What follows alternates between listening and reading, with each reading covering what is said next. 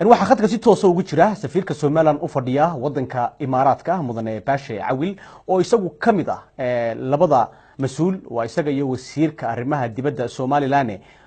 la sheegay inay kamid noqonayaan mise kamid yihiin madaxda maamuli doonta shirkad cusub oo ka shaqeyn doonta arrimaha maalgashiga oo laga hirgeliyay wadankaasi Imaaraadka laguna baahiyay website-ka seelada suuqa dhaqaalaha ee la yiraahdo Dubai International Financial Center ugu horreyn waxaan jecelahay inaan safiirka bal arrimahan bal faahfaahin dheeraada aan ka weydiiyo mudane safiir may maqashaa si wacan maxamed si wacan baa ku maqlaa bal waxaan jecelahay shirkadan cusub ee Somaliland Investment Company bal in aad arrimaha dhanka sharciyada bal shirkadaasi waxay tahay aad tibaax ka bixiso maxamedow shirkadan waxa weeyaan shirkad ay leedahay dawladda Somaliland boqolkiiba boqol waa shirkad sidaa aad u sheegtay laga register gareeyay ama laga diiwaan geliyay seelada suuqa dhaqaalaha caalamiga ah ee Dubai International Financial Center isla markaana waa shirkad wixii shuruuc ama ganacsiga ah ee la xiriira qaabka shirkadaas u shaqeynayso iyo qaabka ay heshiisyo la gelaysa hoos imanayso shuruucda caalamiga ah ee ganacsi ee loo yaqaan English looga marka shirkada dawladda leh sidaa u sheegtay waxaana laga register gareeyay Dubai International Financial Center-ka waxaanay noqon doontaa shirkad markaa dawladdu ku sahasha heshiisyadii ay la geli jirtay sidii horeba shirkadaha caalamiga ah ama dawladaha mid ay u isticmaali karto marka loo baahdo Somaliland waxay leedahay ma xukuumaddu xeerkan waxa jira xeerka nidaamka xukuumadda xeerka nidaamka xukuumadda farqadiisa khusaysa dhan shirkadaha maalgashiga ma u eegteen markii aad shirkadani hirgelinayseen sidaan maxamed ku sheegay shirkadan horta xukuumadda register garaysay shirkadu dawladdii waxay u wakiil ahaa oo u sameynayay shirkad looyara oo Siemens la yiraahdo oo shirkadii iyaduna ka caawinaysay heshiiskii DP World marka dabcan looyaradii Jamhuuriyadda Somaliland ay u wakiilatay wixii eegayeen xeerkeena investment looga aynu haysano ka caalamiga waxa soo dhan shirkadanina ma aha shirkadiyadu mandate gaar leh oo maalgashiya waa xafiis ama waa shirkad ay markaa u sahlayso Somaliland oo noqonaysa tool ay isticmaasho markay u baahato inay heshiisyada noocaas gasho oo ay fursad u siinayso laakiin waxa la wixii mandate heshiisyo la gelaya ama wax la gelaya waxay dabcan hoos imanayaan xeerkeena waxay awoodda leh madaxweynaha Jamhuuriyadda Somaliland madaxweyne Muuse Biixi Cabdi isagu marba cid uu igmado iyo waxa uu markaa jiriyun baan noqonaysa wax soconaya laakiin shirkadan waa tool weeyaan waayahay qodobka 18aad ee xeerka nidaamka dawladdu waxa uu sheegayaa in marka shirkad caynkan oo kala ah oo dawladdu yeelanayso la sameeynayo inay hoos tagto oo la hoos geeyo wasaaradda ku haboon ee la isleeyahay siyaasad ahaan iyo dhan walba way waafaqsan tahay marka shirkadani wasaaradda bay hoos tagaysaa shirkadani marka qaabka loo register gareeyay waa qaab ay 100% shareholder yahay wasaaradda maaliyadda iyada ayaa la hoos geeyay laakiin processkan markii la bilaabayay ayuu طبعا دي وزارة المالية هي مركا تيجي ownership lahayd imika laakiin marka la eego xukuumaddu way isbedeshay kulli wasaaradda maalgashiga la sameeyay waxaan filayaa hawshaasi hawl iyadoo la adeegsanayo xeerka inoo yaala iyo daawada madaxweynaha inay noqon doonto wax dawladdu dib u eegto madaxweynuhu dib u eego marka cid ugu haboon isagu marka madaxweynuhu hoos geeyo laakiin iyadoo saasi noqon doonto marka cid gaari ma maalgashan karto ee boqolkiiba boqol waa company way leedahay xukuumadda Somaliland cid gaari maalgashanaysa ma jirto meel gaar ah oo laga maamulayo oo kale ma jirto waa shirkad dawladdu leedahay madaxweynaha Jamhuuriyadda Somaliland hoos maada marka wasaaradda hoos dhigana ay la shaqeyn doonto insha Allah waayahay board of directors-ki waxa ku qoran adigoo ah safiirkii Somaliland u fadhiyay Imaaraadka iyo wasiirka arrimaha dibadda mudane Saad maxaa labadiina qoray ku koobay oo loo sameeyay waayay guddi maamusha shirkadda oo intaas ka badan waxa markii hore sida dabcan maxamed oo shirkadana kale marka la register gareynayo waxa la sameeyaa process baa la sameeyaa processkaasi registrationkii muddo qaataa oo waxaa loo eegaa maaragtay qaabkaasi saxa dadka background waxa la yidhahdo due diligence oo baarista lagu soo sameeyaa annagu markii hawshan la bilaabayay maadaama dowladda wasiirkii khaarijiga oo ahaa dee wasiirkii howlahan heshiisyada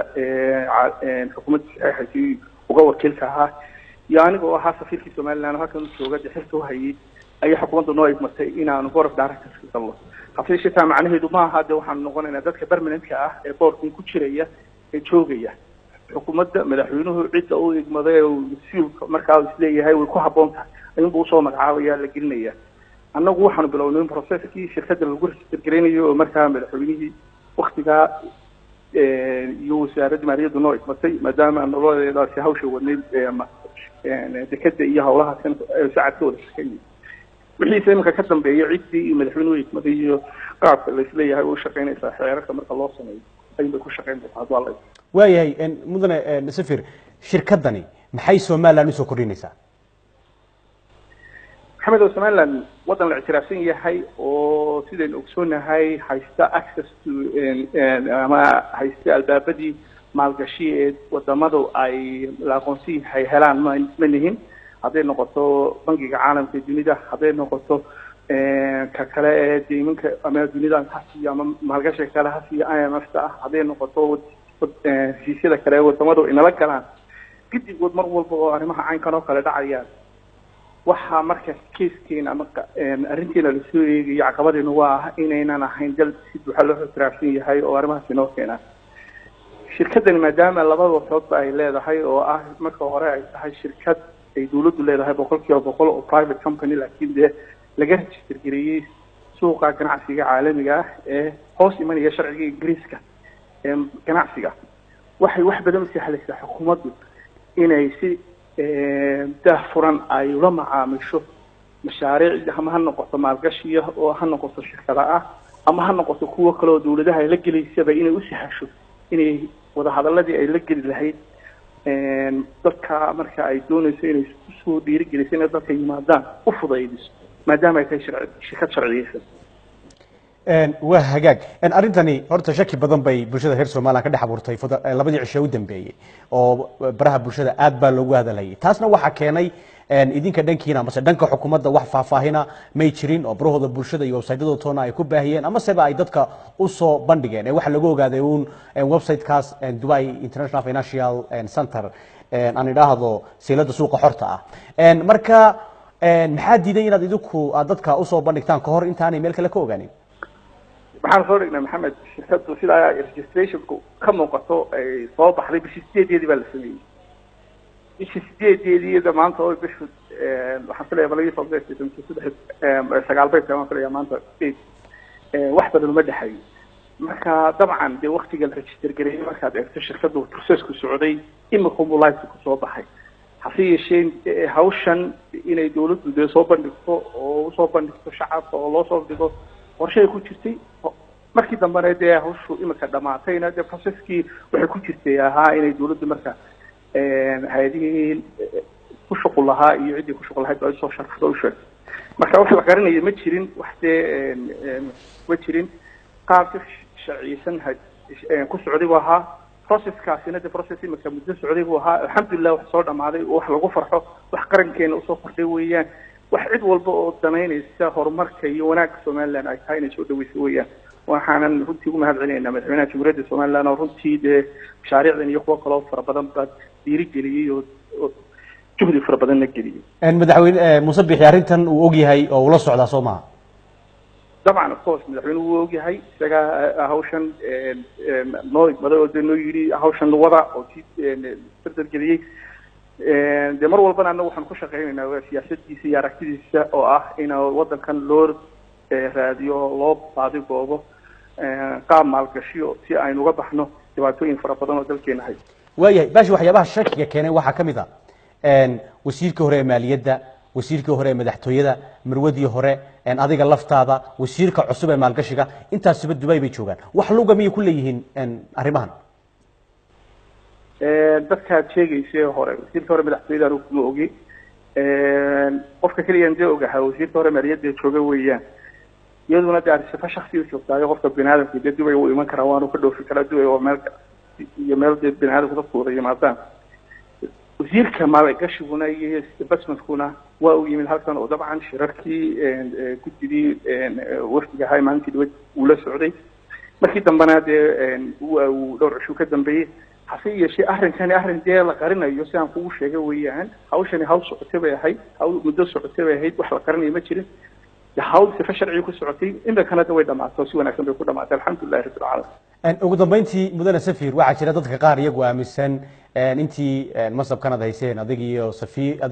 indhahda wasiirka maaliyadda indhahda wasiirka arrimaha dibadda waxay dhahdeen waxaad moodaa in masabkii dowladnimo arrimo badan oo dilaalnimaa loo adeegsaday dadka caynkaasi aamineen maxaad odhan lahay dadka saas aaminsan maxaad odhan lahay dee dadka aaminsan waxaan odhan lahaa runtii waa yandar weeyaan oo anagu waxaanu haynaa xelal qaran baanu haynaa xelalka qaranna dee waxaa naloo dhiibay maanta berina waana laga qaadi karaya waxaan u shaqaynayna waa qaranka in nalagu caayo horumarkii iyo wanaaggii dalkaan u keeno la yidhahdo waxbay dilaalayaana waxaan u arkaynaa runtii arrin aan sax ahayn oo nalagu nisbaynayo haddaan wax khalada samaysnay iyo haddaan dhib samaynaba waxa fiican wixii cad ee lahayo in lasoo bandhigo oo la yidhahdo waxaasi sameeya laakiin inaan nalagu dulmiyo ama nalagu maago horumar bay sameeyeen oo shirkaday keeneen oo dabcan nalagu tuhmo shirkadaha keeneen ba ugu jiraan waxaan u arkaa arrin yandara ah maanta wadankii horumar fara ballaaran baa u baxay horumarkaa ballaaran waxaynu ku haysan karaynaa waxa weeye inagoo gacmaha qabsanay iyo soo dhaweynaa shirkadaha iyo ama dalalka inoo yimid meel looga soo wada jeesano xilkuna waxa weeye waa meel marba qof bahayo qofkii haya marka ilaahkee la garab istaago laakiin ma wanaagsana dee tuhunka iyo waa sax shirkadda d b wel wax luga miyay ku leedahay iyadu arrinkan maya kuma laha shirkadda d b wel wax luga waa tahay aad buu mahadsan yahay kaasi wuxuu ahaa safiirka somaliland u fadhiya waddankaasi imaaraadka oo faahfaahin dheeraada ka bixinayay shirkadan cusub maalmihii u dambeysay hadalhaynteedu ay ku badnayd bulshada reer somaliland dhexdeeda aad baad u mahadsan tahay mudane safiir